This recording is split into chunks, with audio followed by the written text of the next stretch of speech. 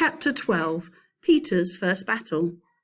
While the dwarf and the white witch were saying this, miles away the beavers and the children were walking on hour after hour into what seemed a delicious dream.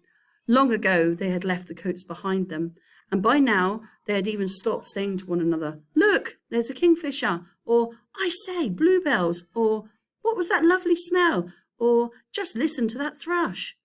They walked on in silence, drinking it all in, passing through patches of warm sunlight into cool green thickets and out again into wide mossy glades, where tall elms raised the leafy roof far overhead, and then into dense masses of flowering currant and among hawthorn bushes, where the sweet smell was almost overpowering.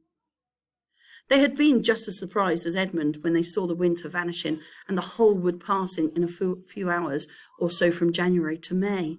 They hadn't even known for certain, as the witch did, that this was what would happen when Aslan came to Narnia.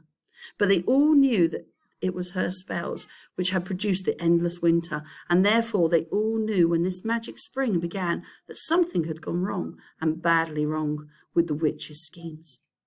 And after the thaw had been going on for some time, they all realized that the witch would no longer be able to use her sledge. After that, they didn't hurry so much, and they allowed themselves more rests and longer ones.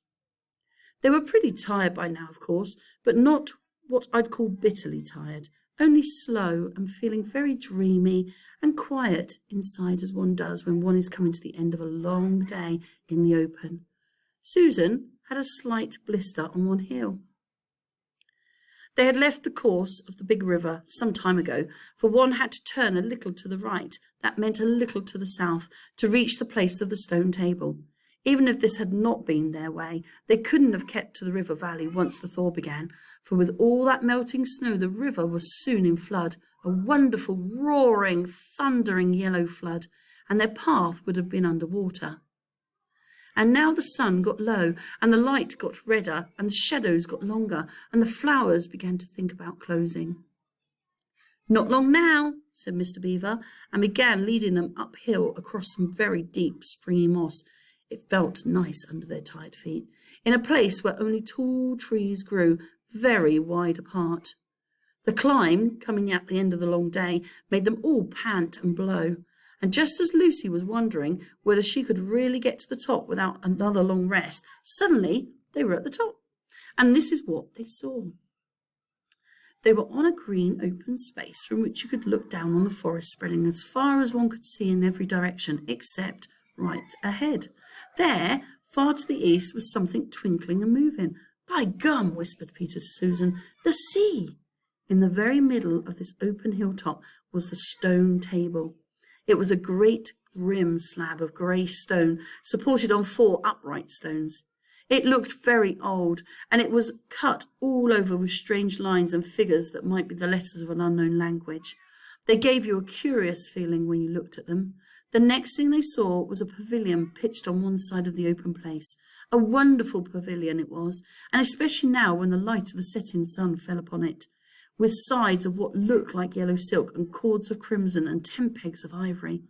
And high above it on a pole a banner which bore a red rampant lion fluttering in the breeze, which was blowing in their faces far from the far-off sea.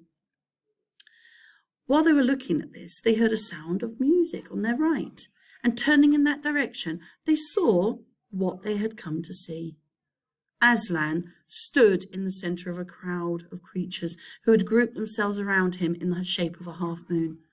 There were tree women, there were well women, dryads and naiads, as they were used to be called in our world, who had stringed instruments. It was they who had made the music. There were 4 great centaurs. The horse part of them was like huge English farm horses, and the man part was like a stern but beautiful giants. There was also a unicorn, and a bull with the head of a man, and a pelican, and an eagle, and a great dog. And next to Aslan stood 2 leopards, of whom one carried his crown, and the other his standard. But as for Aslan himself, the beavers and the children didn't know what to do or say when they saw him. People who have not been in Narnia sometimes think that a thing cannot be good and terrible at the same time. If the children had ever thought so, they were cured of that now. For when They tried to look at Aslan's face. They just caught a glimpse of the golden mane and the great, raw, solemn, overwhelming eyes. And then they found they couldn't look at him and went all trembly. "Go on," whispered Mr. Beaver. "No," whispered Peter, "you first." "No, sons of Adam before animals," whispered Mr. Beaver back again. "Susan," whispered Peter, "what about you? Ladies first." "No, you're the eldest," whispered Susan. And of course, the longer they went on doing this, the more awkward they felt. Then at last Peter realized that it was up to him. He drew his sword and raised it to the salute, and hastily saying to the others, "Come on, pull yourselves together," he advanced to the lion and said, "We have come, Aslan." "Welcome, Peter, son of Adam," said Aslan. "Welcome, Susan and Lucy, daughters of Eve. Welcome, he-beaver and she-beaver." His voice was deep and rich and somehow took the fidgets out of them. They now felt glad and quiet, and it didn't seem awkward to them standing and saying nothing. "But where is the fourth?" asked Aslan. "He has tried to betray them and joined the White Witch, oh Aslan," said Mr. Beaver. And then something made Peter say, "That was partly my fault, Aslan. I was angry with him, and I think that helped him to go wrong." And Aslan said nothing either to excuse Peter or to blame him, but merely stood looking at him with his great unchanging eyes, and it seemed to all of them that there was nothing to be said. "Please, Aslan," said Lucy, "can anything be done to save Edmund?" "All shall be done," said Aslan, "but it may be harder than you think." And he was silent again for some time. Up to that moment, Lucy had been thinking how raw and strong and peaceful his face looked. Now it suddenly came into her head that he looked sad as well. But the next minute that expression was quite gone. The lion shook his mane and clapped his paws together. Terrible paws, thought Lucy, if he didn't know how to velvet them, and said, "Meanwhile, let the feast be prepared. Ladies, take these daughters of Eve to the pavilion and minister to them." When the girls had gone, Aslan laid his paw, and though it was very velveted, it was very heavy, on Peter's shoulder and said, "Come, son of Adam, and I will show you a far-off sight of the castle where you are to be king." And Peter, with his sword still drawn in his hand, went with the lion to the eastern edge of the hilltop. There a beautiful sight met their eyes. The sun was setting behind their backs. That meant the whole country below them lay in the evening light. Forest and hills and valleys, and winding away like Silver Snake, the lower part of the great river. And beyond all this, miles away, was the sea, and beyond the sea, the sky, full of clouds which were just turning rose colour with the reflection of the sunset. But just where the land of Narnia met the sea, in fact, at the mouth of the great river, there was something on a little hill, shining. It was shining because it was a castle, and of course the sunlight was reflected from all the windows which looked towards Peter and the sunset. But to Peter it looked like a great star resting on the seashore. "That, O man," said Aslan, "is Cair Paravel of the 4 thrones, in one of which you must sit as a king. I show it to you because you are the firstborn, and you will be the high king over all the rest." And once more Peter said nothing, for at that moment a strange noise woke the silence suddenly. It was like a bugle, but richer. "It's your sister's horn," said Aslan to Peter in a low voice, so low as to be almost a purr, if it is not disrespectful to think of a lion purring. For a moment Peter did not understand. Then, when he saw all the other creatures start forward and heard Aslan say with a wave of his paw, "Back! Let the prince win his spurs," he did understand, and set off running as hard as he could to the pavilion. And there he saw a dreadful sight. The naiads and dryads were scattering in every direction. Lucy was running towards him as fast as her short legs would carry her, and her face was white as paper. Then he saw Susan make a dash for a tree and swing herself up, followed by a huge great beast. At first Peter thought it was a bear. Then he saw it looked like an Alsatian, though it was far too big to be a dog. Then he realized that it was a wolf standing on its hind legs with its front paws against the tree trunk, snapping and snarling. All the hair on its back stood up on end. Susan had not been able to get higher than the second big branch. One of her legs hung down so that her foot was only an inch or two above the snapping teeth.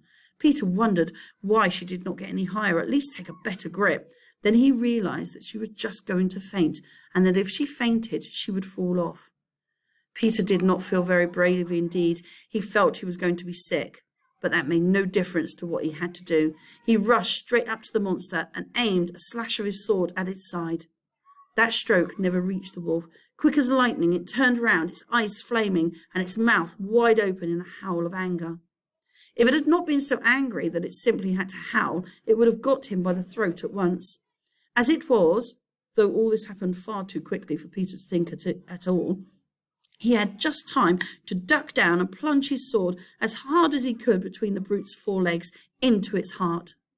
Then came a horrible, confused moment, like something in a nightmare. He was tugging and pulling, and the wolf seemed neither alive nor dead, and its bared teeth knocked against his forehead, and everything was blood and heat and hair. A moment later, he found that the monster lay dead, and he had drawn his sword out of it and was straightening his back and rubbing the sweat off his face and out of his eyes. He felt tired all over. Then, after a bit, Susan came down the tree. She and Peter felt pretty shaky when they met, and I won't say there wasn't kissing and crying on both sides, but in Narnia, no one thinks any the worse of you for that. "Quick, quick," shouted the voice of Aslan. "Centaurs, eagles, I see another wolf in the thickets. There, behind you. He has just darted away. After him, all of you. He will be going to his mistress. Now is your chance to find the witch and rescue the fourth son of Adam. And instantly, with a thunder of hooves and beating of wings, a dozen or so of the swiftest creatures disappeared into the great gathering darkness. Peter, still out of breath, turned and saw Aslan close at hand. "You have forgotten to clean your sword," said Aslan. It was true. Peter blushed when he looked at the bright blade and saw it all smeared with the wolf's hair and blood. He stooped down and wiped it quite clean on the grass, and then wiped it quite dry in his coat. "Hand it to me and kneel, son of Adam," said Aslan, and when Peter had done so, he struck him with the flat of the blade and said, "Rise up, Sir Peter Wolfsbane, and what happens, never forget to wipe your sword."